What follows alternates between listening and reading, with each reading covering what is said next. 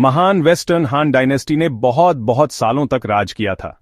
इसने बहुत बड़ी जमीनों पर स्टेबिलिटी और प्रॉस्पेरिटी लाई। लेकिन सभी ग्रेट पावर्स की तरह इसकी स्ट्रेंथ कम होने लगी। इंपीरियल कोर्ट साजिशों और पावर स्ट्रगल्स की जगह बन गया।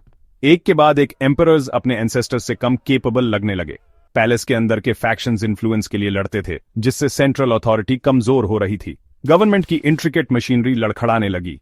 ये डिक्लाइन का पीरियड एम्बिशियस इंडिविजुअल्स के लिए पावर पाने का ओपनिंग बन गया और पूरे एम्पायर में सिग्निफिकेंट चेंज के लिए कंडीशंस राइप थीं। ऐसा लगता था कि लियू फैमिली से राज करने का हक, मैंडेट ऑफ हेवन, धीरे धीरे छिन रहा था। इस बढ़ते हुए अनसर्टेनिटी के सीन में वांग मांग आया। वो एक हाईली इन्फ्लुएंशियल ऑफिशियल था, इंपीरियल फैमिली से मैरिज के थ्रू रिलेटेड था। उसकी ऑन्ट ग्रैंड एम्प्रेस डावजर वांग झंगजून थी, जो इमेंस पावर वाली फिगर थीं। वांग मांग ने केयरफुली अपनी इमेज एक वर्चुअस कन्फ्यूशन स्कॉलर की तरह बनाई। वो मॉडेस्ट और स्टेट की भलाई के लिए डेडिकेटेड दिखता था। उसने पॉपुलर सपोर्ट और गवर्नमेंट में कई लोगों का ट्रस्ट जीता। उसने खुद को एक यूजरपर की तरह नहीं, बल्कि ऐसे किसी पर्सन की तरह प्रेजेंट किया जो पास्ट की एंशिएंट वर्च्यूज और ग्लोरीज को रिस्टोर कर सके। एक ऐसा फिगर जो एम्पायर को वापस एक सपोज्ड गोल्डन एज में गाइड कर सके। साल 9 एडी में वांग मांग ने अपना डिसाइसिव मूव चला। उसने वेस्टर्न हान डायनेस्टी को ऑफिशियली ओवर डिक्लेयर कर दिया। उसने अपनी खुद की डायनेस्टी, शिन डायनेस्टी, एस्टैब्लिश करने की घोषणा की, जिसका मतलब था न्यू। उसने इसे एम्पायर के लिए एक फ्रेश स्टार्ट की तरह प्रेजेंट किया।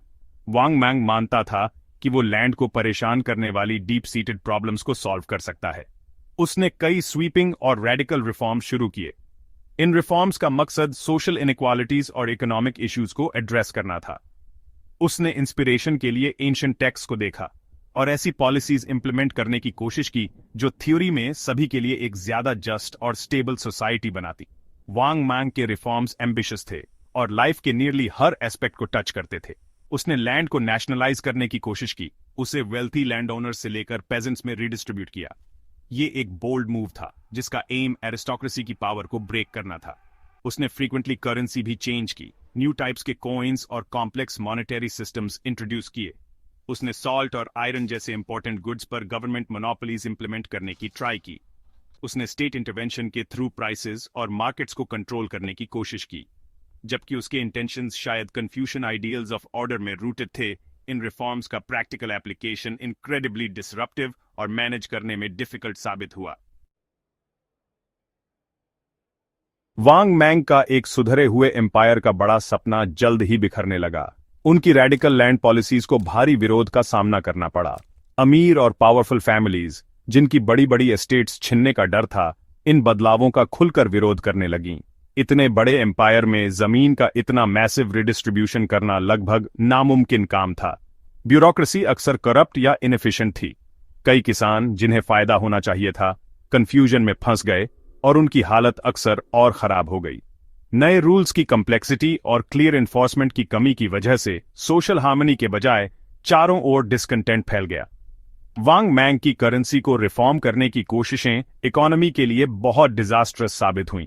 उसने कई तरह के नए सिक्के चलाए, जिनमें से कुछ पुराने इम्प्रैक्टिकल मॉडल्स पर बेस्ड थे। इस लगातार बदलाव से पैसे की वैल्यू बहुत अनस्टेबल हो गई। लोगों का करेंसी पर से भरोसा उठ गया और ट्रेड को बहुत नुकसान हुआ। सरकारी पैसे पर से भरोसा खत्म होने पर बार्टरिंग ज्यादा आम हो गई। उसने अनजाने में जो इकोनॉमिक केओस पैदा किया, उससे होर्डिंग, शॉर्टेजेस और कमर्शियल एक्टिविटी में आम मंदी आ गई। इकोनॉमी पर स्टेट कंट्रोल के उसके पेचीदा प्लान्स उल्टे पड़ गए, जिससे लोगों के लिए प्रॉस्पेरिटी लाने के बजाय स्टैग्नेशन और मुश्किलें पैदा हो गईं। जैसे इंसान की बनाई प्रॉब्लम्स काफी नहीं थीं, कुदरत भी वांग मैंग के शासन के खिलाफ साजिश रचती दिखी। लगभग 11 एडी में ताकतवर येलो रिवर, जिसे अक्सर चाइना सौरव कहा जाता है, अपने बांध तोड़कर बह निकली और कैटास्ट्रॉफिक फ्लड्स की एक सीरीज में अपना रास्ता बदल लिया। यह नेचुरल डिजास्टर बहुत बड़े पैमाने पर था। इसने खेती की जमीन के बड़े बड़े एरियाज को डुबो दिया, फसलें और घर तबाह कर दिए। लाखों लोग बेघर हो गए, अपने ही देश में रेफ्यूजी बन गए। बाढ़ की वजह से चारों तरफ अकाल और बीमारी फैल गई। आम लोगों की तकलीफें डेस्परेट लेवल्स पर पहुंच गईं और कई लोगों ने इन आपदाओं को इस बात का संकेत माना कि हेवन अब वांग मैंग के साथ नहीं है। फेल्ड रिफॉर्म्स, इकोनॉमिक कोलैप्स और नेचुरल डिजास्टर्स के कॉम्बिनेशन ने सोशल अनरेस्ट का एक माहौल बना दिया जो कभी भी भड़क सकता था। पूरे एम्पायर में विद्रोह की आग भड़कने लगी। हताश किसान, जिनके पास खोने को कुछ नहीं बचा था, गवर्नमेंट के खिलाफ लड़ने के लिए एक साथ आ गए। सबसे इंपॉर्टेंट और जाने माने रेबल ग्रुप्स में से एक था रेड आईब्राउज। लड़ाई में खुद को अलग दिखाने के लिए अपने माथे को लाल रंगने की वजह से उन्हें यह नाम मिला। इन और दूसरी रेबल आर्मीज ने वांग मैंग की अथॉरिटी को चैलेंज किया और उसकी सेनाएं फैलते केओस को काबू करने में स्ट्रगल कर रही थीं। शिन डायनेस्टी, जो इतनी उम्मीदों के साथ शुरू हुई थी, तेजी से वायलेंस और बिखराव की ओर भी आच रही थी। उस उथल पुथल और तकलीफ से जिसने देश को घेर लिया था, एक जबरदस्त शख्सियत उभरने लगी। उनका नाम था लियू च्यू। वो लियू इंपीरियल फैमिली के वंशज थे, वही वंश जिसने हन डायनेस्टी की नींव रखी थी। लेकिन उनके परिवार की शाखा एक तरह से गुमनामी में खो गई थी और वो नानयांग में एक फार्मर के तौर पर बड़े हुए। सत्ता के कई दूसरे कंटेंडर्स फॉर पावर के विपरीत लियू च्यू अपने केयरफुल मेथोडिकल अप्रोच और अपने शांत स्वभाव के लिए जाने जाते थे। उनके पास तेज बुद्धि थी और अपने आसपास के लोगों में लॉयल्टी जगाने की नेचुरल काबिलियत थी। ये क्वालिटीज आगे आने वाले टर्बुलेंट वक्त में उनके बहुत काम आने वाली थीं। जैसे जैसे वांग मांग के खिलाफ रिबेलियंस तेज होते गए, लियू च्यू और उनके भाई लियू यान इस मुहिम में शामिल हो गए। लियू च्यू ने जल्दी ही एक मिलिट्री लीडर के तौर पर अपनी जबरदस्त काबिलियत दिखाई। वो जल्दबाज या इंपल्सिव नहीं थे, बल्कि एक ब्रिलियंट स्ट्रैटेजिस्ट और टैक्टिशियन थे। उन्होंने अपने फॉलोअर्स का एक डेडिकेटेड ग्रुप इकट्ठा किया, जो उनके स्किल्स और उनके दयालु स्वभाव से प्रभावित थे। उन्होंने वांग मांग की फोर्सेस के खिलाफ कई इंपॉर्टेंट जीत हासिल की और हर सक्सेस के साथ एक काबिल कमांडर के तौर पर उनकी रेप्यूटेशन बढ़ती गई। वो अपनी ट्रूप्स के लिए डिसिप्लिन और ट्रेनिंग के महत्व को समझते थे और वो अपने सोल्जर्स और सिविलियन पॉपुलेशन दोनों के साथ रिस्पेक्ट से पेश आते थे, जो उस समय के वॉरलॉर्ड्स में बहुत कम देखने को मिलता था। हान को फिर से बहाल करने का रास्ता सीधा नहीं था, क्योंकि लियू च्यू को कई राइवल फैक्शंस का सामना करना पड़ा। 23 एडी में वांग मांग की हार और मौत के बाद चाइना बिखर गया था। अलग अलग वॉरलॉर्ड्स और रेबल लीडर्स ने अपने अपने इलाके बना लिए थे। हर कोई आखिरी कंट्रोल के लिए मुकाबला कर रहा था। लियू च्यू को इस मुश्किल हालात से गुजरना पड़ा। उन्हें न सिर्फ वांग मांग के शासन के बचे खुचे लोगों से लड़ना पड़ा, बल्कि दूसरे ताकतवर कंटेंडर्स से भी। उन्होंने जरूरत पड़ने पर बड़ी कुशलता से अलायंसेस बनाए और जब डिप्लोमेसी नाकाम रही तो अपने दुश्मनों को बुरी तरह हराया। उनकी पॉलिटिकल सूझबूझ उतनी ही जरूरी थी जितनी उनकी मिलिटरी ताकत बिखरे हुए देश पर सुप्रेमेसी की इस लंबी लड़ाई में। लियू च्यू के उभार में एक अहम मोड़ था 23 एडी में हुई कुनयांग की लड़ाई। लियू च्यू, जो विद्रोहियों की एक छोटी सी सेना को कमांड कर रहे थे, खुद को वांग मांग की विशाल प्रोफेशनल आर्मी से घिरा हुआ पाया। कहा जाता है कि जिनकी संख्या लाखों में थी। एक डेयरिंग और शानदार तरीके से किए गए मैन्यूवर में लियू च्यू एक छोटी टुकड़ी को घिरे हुए शहर से बाहर ले गए, रीइंफोर्समेंट्स इकट्ठे किए और वांग मांग की सेनाओं पर एक जबरदस्त सरप्राइज हमला किया।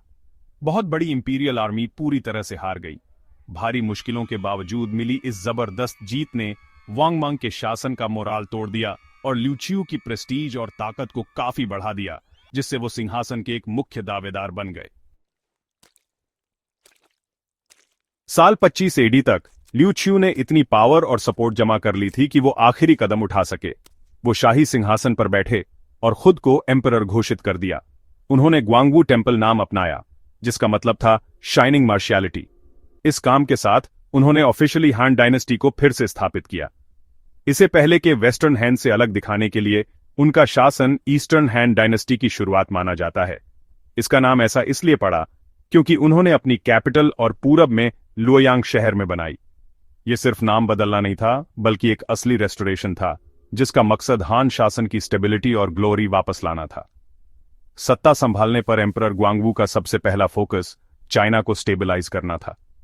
जमीन बर्बाद हो चुकी थी सालों की लड़ाई, फैमिन और बुरे शासन से। उन्होंने कई समझदारी भरी और प्रैक्टिकल पॉलिसीज लागू की।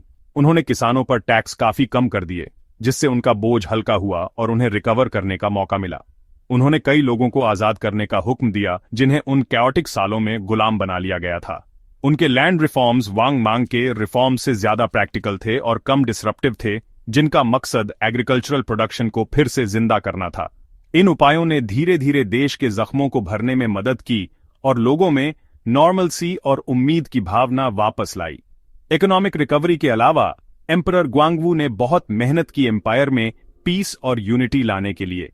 उन्होंने बचे हुए दुश्मन वॉरलॉर्ड्स के खिलाफ अपने मिलिट्री कैंपेन्स जारी रखे, उन्हें एक एक करके हराया और प्रोविंसेस को वापस सेंट्रल कंट्रोल में ले आए। लेकिन वो अपनी क्लेमेंसी और माफ करने की इच्छा के लिए भी जाने जाते थे। वो अक्सर उन पुराने दुश्मनों को माफ कर देते थे जो उनके शासन को मान लेते थे, रिवेंज लेने के बजाय उन्हें अपने एडमिनिस्ट्रेशन में शामिल कर लेते थे। सुलह की यह पॉलिसी देश को एक करने में बहुत मददगार साबित हुई और कोऑपरेशन की भावना को बढ़ावा दिया, जो इतनी डिवीजन के बाद लॉन्ग टर्म स्टेबिलिटी के लिए बहुत जरूरी थी।